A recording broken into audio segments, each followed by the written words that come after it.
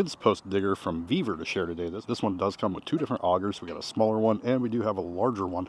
And this one is a 2-stroke engine, so you will have to mix the oil fuel mixture. Now, as for the assembly, it was quite easy. You will have to put these bars on here. You're going to have the 4 bolts here and the 4 bolts there. You're going to take them all off, slide the bars on, put the bolts back. You're done with that. It comes with 3 extension rods, which you'll be able to use here. You also do get a toolkit, and inside that toolkit, you get an extra trigger, extra spark plug, and then you got all the tools you need.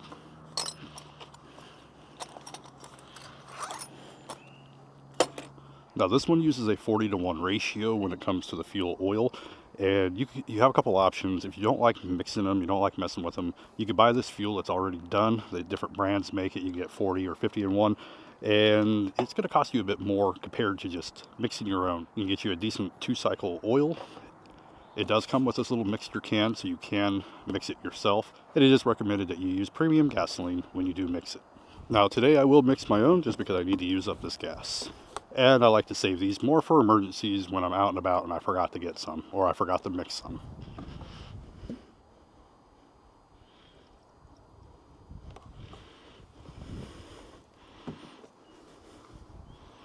Work on getting it as leveled as you can. This one you're going to see where it's going to show you the line to put the fuel, and then you got a line to put the oil right on top of that.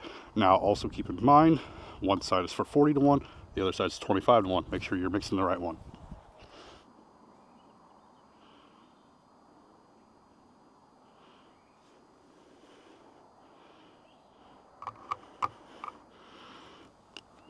Also, there are different colors of oil if you're not familiar with that. I've had green, I've had a blue, I've had red.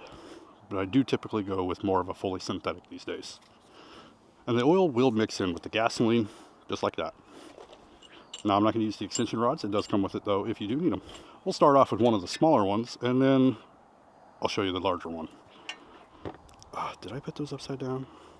Also, note to self, I just realized that I put these handles upside down, and now I need to take them off and flip them.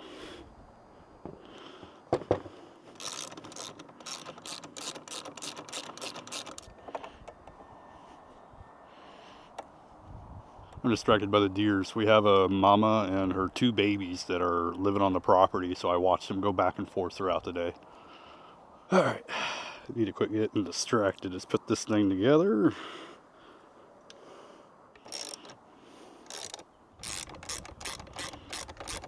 Alright, now that we got that put together, we can actually put our auger on.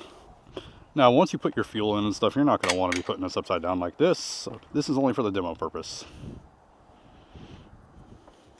Alright, there we go. So let's go ahead and we'll get it fueled up.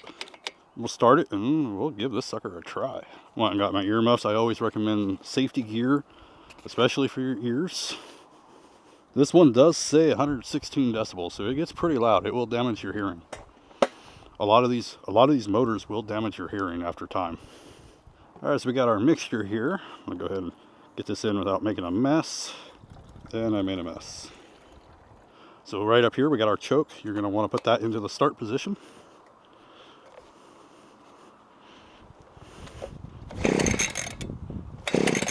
Also, there is a primer here on the side, so you're going to want to primer that.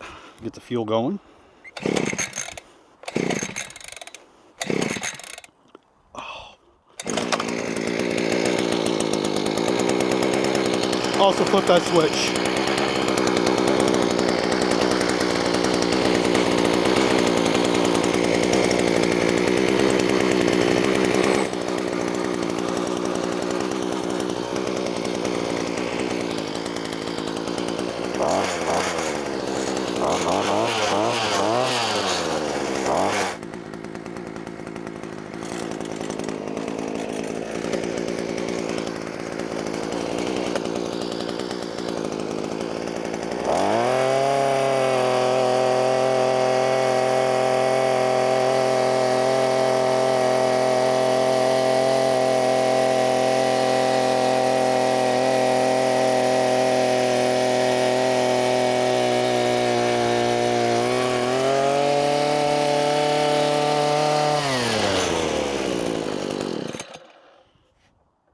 Nice.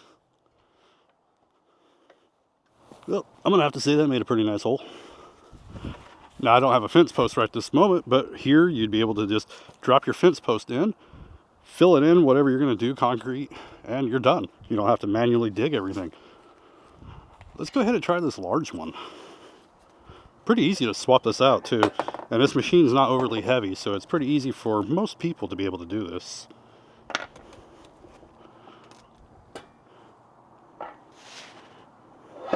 Easier without gloves though. Alright, now we are ready for the next one. And if you're careful, this auger will kind of hold itself up as well. Alright, so this time we'll remember to flip that switch.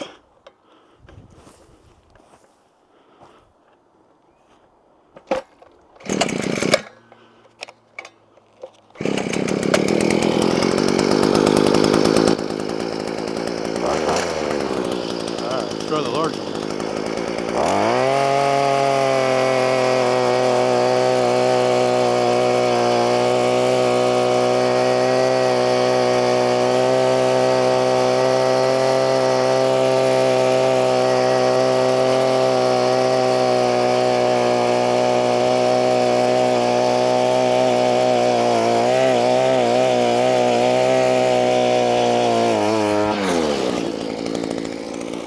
Definitely be careful. You get kind of stuck.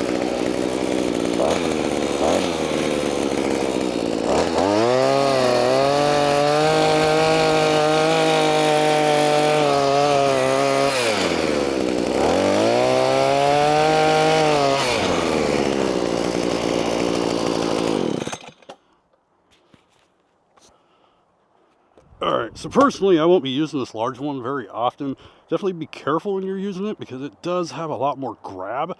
And if you don't have a really good hold, as you saw, it will get loose, it'll kind of spin on you. And you don't want to break your wrist with that. And then to show you the difference in the hole sizes, this one is quite a bit larger. This one's going to be more for like your smaller post. This will be for a larger post and if you want to do like concrete and stuff with it. And up here, this is more of a clayish dirt. So this is a harder dirt to dig through. So up here with a lot of this clay stuff, this will be a little harder. Definitely want to make sure you have a really good hold on it because it does take a little bit more for that. Softer dirt, especially if I went down where it hasn't been graded and stuff, all the topsoil and everything removed, this would dig a heck of a lot better than this. But it went through even the clay soil pretty decently, so I like this. This is going to make it easy if you got to do a lot of fence posts. I'm going to be fencing the whole property, so I'm going to have a lot of holes to dig. I'm going to look forward to using this over a manual one. Anyway, hopefully this gives you an idea what to expect. This is the one from VEVOR. But any questions, definitely let me know, and I will answer them the best I can. This is a really nice digger. It works great. Thank you for watching.